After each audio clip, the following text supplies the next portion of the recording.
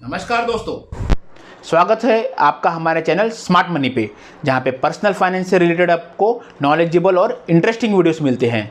आज की वीडियो में हम बात करेंगे एक वर्ल्ड के फेमस इन्वेस्टर कम ट्रेडर के बारे में। दोस्तों, अगर हम इंटरनेशनली फेमस इन्वेस्टर और ट्रेडर की बात करें तो सब लोग वॉरेन बफेट, पीटर लिंच या बेंजामिन ग्राहम की बात करेंगे।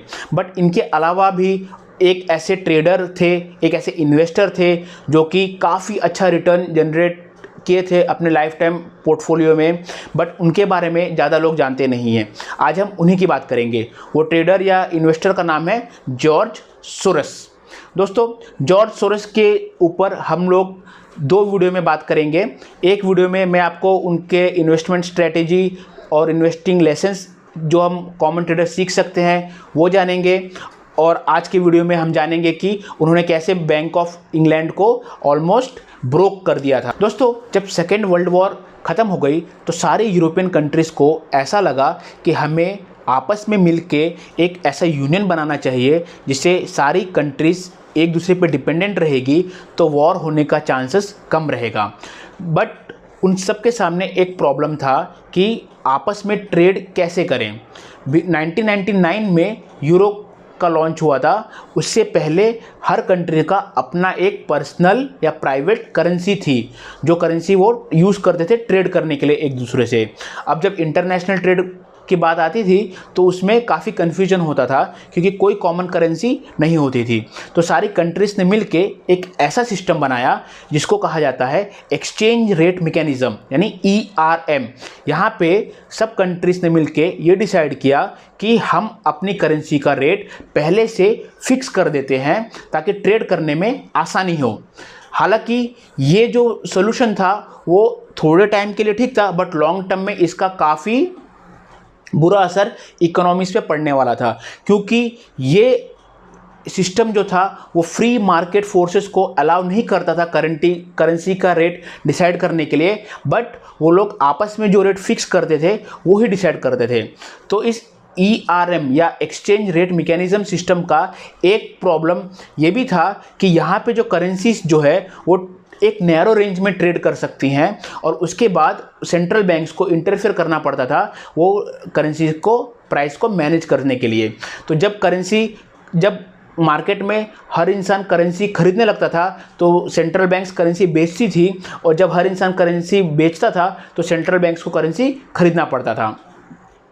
और इसका एक डिसएडवांटेज ये भी था कि आप इंटरेस्ट रेट जो आपकी इकोनॉमी का है, इन्फ्लेशन रेट, उसको आप ज़्यादा इन्फ्लुएंस नहीं कर सकते थे, बिकॉज आपको आपकी करेंसी को मैनेज करना पड़ता। इस एक्सचेंज रेट मैकेनिज्म सिस्टम का इंट्रोडक्शन हो गया था, बट यूनाइटेड किंगडम या UK इस सिस्टम का हिस्सा नहीं बना था अंटिल लेट 1990s, क्योंकि वहाँ पे जो उस समय जब ये सिस्टम लॉन्च हुआ था उस समय जो प्राइम मिनिस्टर थे वो ये बात को जानते थे कि हम अपनी करेंसी को अगर इन्फ्लुएंस नहीं कर सकेंगे तो अपनी इकोनॉमी को हम लोग नहीं बचा सकेंगे, इसलिए वो इसके खिलाफ थे।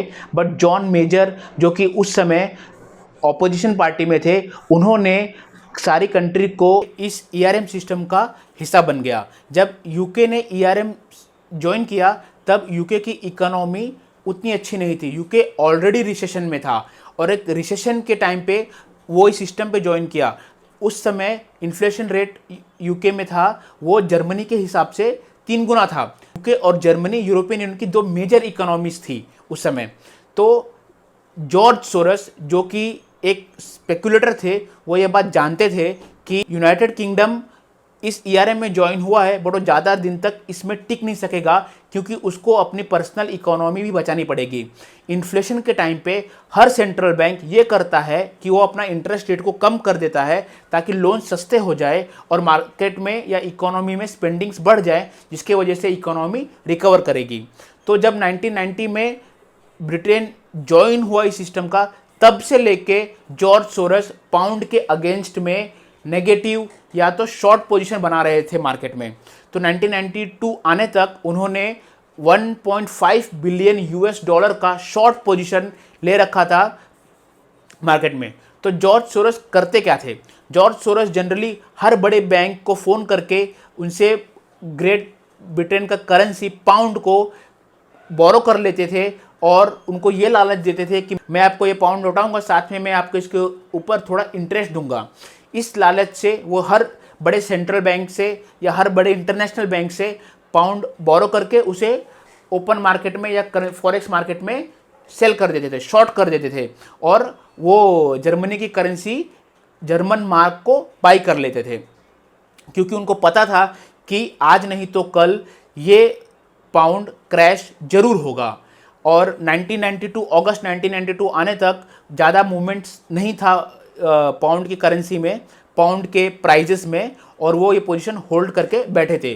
तो जॉर्ज सोरोस को ऐसा लगा कि जो चीज़ उन्हें पता है वो चीज़ नॉर्मल इन्वेस्टर्स को भी पता है कि करेंसी जो है वो काफ़ी अनस्टेबल है इकोनॉमी के हिसाब से, और ब्रिटेन को अपनी करेंसी को डीवैल्यू करना ही होगा अगर अपनी इकोनॉमी को बचाना होगा, और वो ज़्यादा देर तक इसे होल्ड नहीं कर सकते।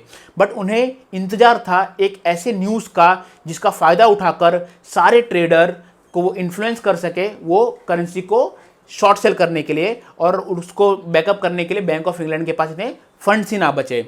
उनको ये मौका मिल गया। सितंबर आते आते सितंबर 1992 में जर्मनी के सेंट्रल बैंक द बुंड्सबैंक के प्रेसिडेंट मिस्टर हेलमेट स्केंडर ने यह स्टेटमेंट दिया कि cannot rule out that some currency may come under pressure. Generally उन्होंने ये बड़े सॉफ्ट वे में कहा था, बट जॉर्ज सोरोस के लिए इतना काफ़ी था। उन्होंने इस न्यूज़ का फ़ायदा उठा के करेंसी को मैनिपुलेट करना शुरू किया। 16 सितंबर 1992 को जब सारा यूरोप सो रहा था, तब उन्होंने रातों रात 10.5 बिलियन यूएस डॉलर्स का short trade against great Britain की करेंसी पाउंड के खिलाफ उन्होंने बना लिया था। तो अगले दिन 17 सितंबर 1992 को सुबह 8:40 पे जब फॉरेक्स मार्केट ओपन हुए, तब मिस बैंक ऑफ इंग्लैंड के पास कोई ऑप्शन नहीं था बस इतने ट्रेड को हैंडल करने का। उन्होंने 8:40 पर 1 बिलियन यूएस डॉलर्स के पाउंड खरीदा, मगर उससे भी प्राइस जो है वो स्टेबल नहीं हुआ। 9 बजे तक उन्होंने 2 बिलियन यूएस डॉलर्स का पाउंड खरीद चुके थे, बट फिर भी जो है पाउंड की करेंसी स्टेबल नहीं हो रही थी। तो 12 बजे उन्होंने वहाँ के प्राइम मिनिस्टर्स को कॉल किया और ये कहा कि आप अपने इकोनॉमी में इंटरेस्ट रेट को बढ़ाइए, तभी हम ये करेंसी का प्रॉब्लम को हम सॉल्व कर पाएंगे। बट क्योंकि इंटरेस्ट रेट बढ़ाना उनकी इकोनॉमी के लिए ठीक नहीं था, नॉर्मल पब्लिक के हित में नहीं था, इसलिए वहाँ के प्राइम मिनिस्टर इसको डिले कर रहे थे। बट 12 बजे उन्होंने इंटरेस्ट रेट बढ़ाने का ऐलान कर दिया। तो जो इंटरेस्ट रेट 10% था उससे उन्होंने बढ़ा के 12% कर दिया, ताकि इस करेंसी क्रैश जो आ रहा था ऑन ए सिंगल डे उसे वो रोक सके। बट उनकी ये कोशिश भी नाकामयाब हुई और उन्होंने शाम होते होते इंटरेस्ट रेट को और एक बार बढ़ा दिया। 12% से उन्होंने 15% तक कर दिया था, और टोटल उस दिन में 27 बिलियन यूएस डॉलर का पाउंड जो खरीद चुके थे, फिर भी जो है करेंसी स्टेबल होने का नाम नहीं ले रही थी। और इस टोटल शॉर्ट पोजीशन में से आधा शॉर्ट पोजीशन तो सिर्फ अकेले जॉर्ज सोरोस ने बनाया था। तो शाम को 7:30 बजे वहाँ के प्राइम मिनिस्टर ने ये ऐलान कर दिया कि ग्रेट ब्रिटेन की करेंसी पाउंड अब इस सिस्टम का हिस्सा नहीं रहेगी और वो इसे विड्रॉ कर रहे हैं। यहाँ पे जॉर्ज सोरोस की मनोवैज्ञानिक जीत हो गई और उन्होंने 2 दिन के अंदर 10.5 बिलियन यूएस डॉलर्स के शॉर्ट पोजीशन पे 1 बिलियन यूएस डॉलर का प्रॉफिट बनाया। आफ्टर दिस न्यूज़ 2 से 3 दिन तक मार्केट जो है अपना नॉर्मल रूटीन में चालू रहे, और by end of the session उन्होंने काफ़ी अच्छा प्रॉफिट बना लिया था। जैसे ही पाउंड इस ERM सिस्टम से निकला तो कुछ ही सालों में ब्रिटेन की इकोनॉमी ग्रो होने लगी और उन्होंने यूरोप की सबसे बड़ी इकोनॉमी बन पाई। अगर पाउंड इस सिस्टम का हिस्सा रहता तो शायद आज भी ब्रिटेन की इकोनॉमी स्ट्रगल करती रहती। तो भले जॉर्ज सोरोस ने शॉर्ट करके बैंक ऑफ इंग्लैंड की कमर तोड़ी, मगर ये वहाँ की इकोनॉमी के लिए एक अच्छा न्यूज़ साबित हुआ, क्योंकि आज जो लंदन या इंग्लैंड की हालत है वो काफ़ी स्टेबल इकोनॉमी है।